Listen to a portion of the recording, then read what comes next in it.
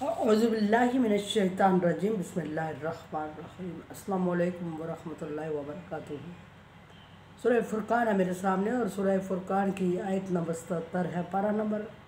19 اور رکوع نمبر 4 ہے، اور آیت نمبر 62 سے لے کے اللہ تبارک و تعالیٰ علیہ ایمان کی صفات بیان فرما رہے ہیں، اور صفات کے بعد اللہ تبارک و تعالیٰ نے آیت نمبر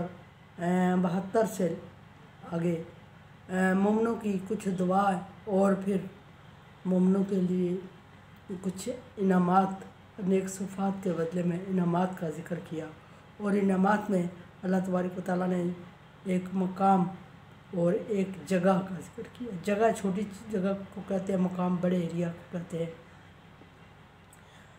ذکر فرمایا کہ ان کے لیے اچھا ٹھکانہ اور اچھا مقام ہے، بہت مطلب قدردانی کی اللہ تبارک و تعالیٰ۔ اب نبی صلی اللہ علیہ وسلم کو اللہ تبارک و تعالیٰ حکم دے رہے ہیں، قل اے نبی آپ ان سے کہہ دیں ما یابو بکم ربی، اللہ تبارک و تعالیٰ کو تمہاری کوئی پرواہ نہیں ہے، کفار سے خطاب ہے۔ لولا دعاؤکم، اگر اللہ تبارک و تعالیٰ سے دعائیں نہ مانگی جاتی، اللہ تبارک و تعالیٰ سے دعا مانگی جاتی، کیا مطلب کفار کو بھی ذکر فرمایا، اور دعا مانگی جانے کا مطلب یہ ہے کہ اللہ تبارک و تعالیٰ نے دنیا میں جتنی مخلوق پیدا کی ہے، کفار مشرک کے یہ جو منکرین ہیں سارے، ان کے علاوہ جاندار اور بے جان چیزیں، جانور سارے اللہ تبارک و تعالیٰ کی تعریف و تسبیح، ایون کے گھاس پھوس اور سمندر کی تہہ میں مچھلیاں، آسمان کے فرشتے، خلا اور فضا کی چھوٹی مخلوق، چھوٹے کیڑے مکوڑے، مچھر حشرات، یہ سارے اللہ تبارک و تعالیٰ کی تعریف و تسبیح بیان کر رہے ہیں۔ اور اللہ تبارک و تعالیٰ کی اگر دعا نہ مانگ رہے ہوتے، قد کذبتم، تو تم جھٹلا چکے، تم تو جھٹلا چکے، یعنی کافروں کو اللہ تبارک و تعالیٰ فرما رہے ہیں کہ تم نے جھٹلا دیا، اور یہ ساری مخلوق دعا تسبیح کر رہی ہے، اور اگر یہ تسبیح نہ کر رہی ہوتی تو دنیا فنا ہو جاتی، دنیا تباہ ہو جاتی۔ اور اللہ تبارک و تعالیٰ نے دنیا کو آباد رکھنے کے لیے بے تحاشا مخلوقات پیدا فرمائی، اور ان ساری مخلوقات میں جن و انس کو ترجیح دی، اور سب سے زیادہ جو ترجیح دی وہ انسان کو دی، اور انسان کو اشرف المخلوق فرمایا، اور نہ صرف اشرف المخلوق بلکہ انسان کو اپنا خلیفہ اور نائب مقرر کیا۔ لیکن افسوس یہ کہ اس کے باوجود انسان نے ناشکری کی، انسان نے جھٹلایا، انسان نے کفر کیا، انسان نے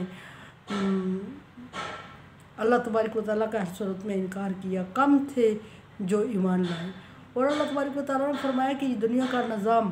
ان ساری چیزوں کی تسبیحات اور دعاؤں پہ چل رہا ہے۔ تسبیح بھی دعا ہوتی ہے، اور نماز بھی دعا ہوتی ہے، اور دعا بھی نماز ہوتی ہے، یہ اگر کوئی سمجھے تو۔ فرمایا کہ یہ ساری چیزیں اگر تسبیح و تحلیل بیان نہ کر رہی ہوتی تو دنیا الٹ جاتی، تباہ ہو جاتی، اور تمہاری اللہ تبارک و تعالیٰ کو فکر نہیں تھی، کیونکہ تم تو انکار کر چکے تھے، اور تمہیں عنقریب اللہ تبارک و تعالیٰ اس کے باوجود تباہی کی طرف لے کے جائے گا۔ باوجود اس کے کہ ان ساری چیزوں کی تسبیح اور تحلیل اور دعاؤں کے اور عبادات کے وسیلے سے یا عبادات کی وجہ سے دنیا کا نظام قائم و دائم ہے، چل رہا ہے۔ اور دوسرا اصل مقصد یہ ہے، یہ دوسرا مقصد ہے، اصل مقصد یہ ہے کہ اللہ تبارک و تعالیٰ نے ایک وقت مقرر کیا ہوتا ہے ہر ایک چیز کا، اور اس کے لیے بھی اللہ تبارک و تعالیٰ نے دنیا کو چلانے کا اور دنیا کو ختم کرنے کا ایک وقت مقرر کیا ہوتا ہے۔ دنیا میں بے تحاشا اقوام آئیں، آباد ہوئیں، اور تباہ و برباد ہوئیں یا فنا ہوئیں، جیسا بھی ہوا۔ نافرمانی کی وجہ سے عذاب کے زد میں آئیں، فرما بردار بھی دنیا میں نہیں رہے، وہ بھی ان کو بھی اٹھا لیا گیا۔ کل نفس ذائقۃ الموت، ہر ایک چیز نے موت کا ذائقہ چکھنا ہے، یہ اللہ تبارک و تعالیٰ کا فارمولہ ہے، اور اس فارمولے کے تحت دنیا میں آئے اور گئے جاندار، چرند پرند، حیوانات، سارے اللہ تبارک و تعالیٰ نے دنیا میں کم، ایون کہ ایک مچھر بھی ایک ٹائم، ایک دن کے لیے، ایک گھڑی کے لیے دنیا میں زندگی گزارنے آتا ہے، اور پھر ہم سمجھتے ہیں بے مقصد چلا گیا ہے، وہ تسبیح و تعریف بیان کر کے جاتا ہے اپنے حصے کی۔ جتنی اللہ تبارک و تعالیٰ نے اس کے نصیب میں لکھی ہے۔ انسان کو اللہ تبارک و تعالیٰ نے بااختیار بنایا اور اس کو اپنی مرضی سے تسبیح کرنے کا، نماز پڑھنے، عبادت کرنے کا حکم دیا کہ وہ اپنی مرضی کے مطابق جتنی کر سکتا ہے اتنی کرے، جتنا ٹائم دے سکتا ہے، لیکن اکثر نے انکار کیا اور کم نے ایمان لایا۔ فرمایا کہ ان کی وجہ سے نظام چل رہا ہے، فقط کذبتم، تم لوگ جو انکار کر چکے ہو، جھٹلا چکے ہو اللہ تبارک و تعالیٰ کے دین کے، سوف یکون لزاما، جلدی تمہیں انجام کو پہنچنا ہوگا۔ انجام کیا ہے کہ یعنی موت کا ذائقہ چکھنا ہوگا۔ موت جس صورت میں بھی ہو کفار کے لیے بڑی تکلیف دہ ہے۔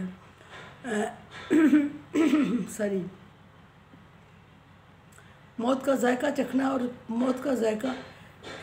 موت کی نزا کا وقت بڑا شدید اور مشکل ہوتا ہے، اور حدیث کے مطابق یہ ہے کہ مومن جو اللہ تبارک و تعالیٰ کے نیک بندے ہیں ان کی روح اس طرح نکالی جائے گی جیسے مکھن سے بال نکالی جاتی ہے، یعنی کہ ایک دم نکل جاتی ہے بڑی آسانی سے، اور وہ خوشی خوشی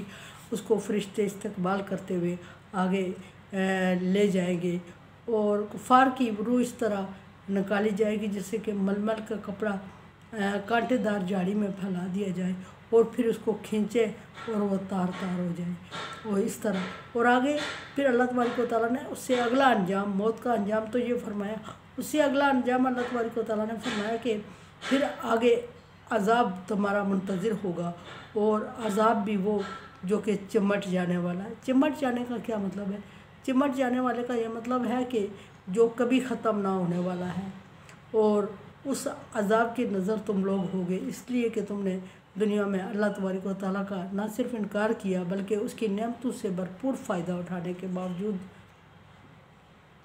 انکار کرتے رہے، اللہ تبارک و تعالیٰ کے بھیجے ہوئے پیغمبروں کا مذاق اڑاتے رہے، انہیں قتل تک کرتے رہے، انہیں دھمکیاں تک دیتے رہے، ان کی بے انسلٹ تک کرتے رہے، اور ایمان والوں کا بھی مذاق اڑاتے رہے، اور مسلسل اللہ تبارک و تعالیٰ کی نافرمانی میں لگے رہے۔ ہر وہ کام جس سے اللہ تبارک و تعالیٰ نے منع فرمایا، ہر وہ کام تم لوگوں نے کیا، اور آخرت کا انکار کیا، اللہ تبارک و تعالیٰ کی ملاقات کا انکار کیا، اللہ تبارک و تعالیٰ کو مانا، اللہ تو خالق تو مانا، لیکن خالق ماننا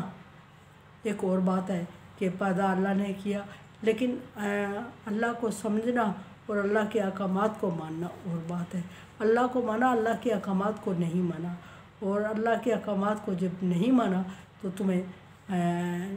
اس عذاب کا مزہ چکھنا ہے جو کبھی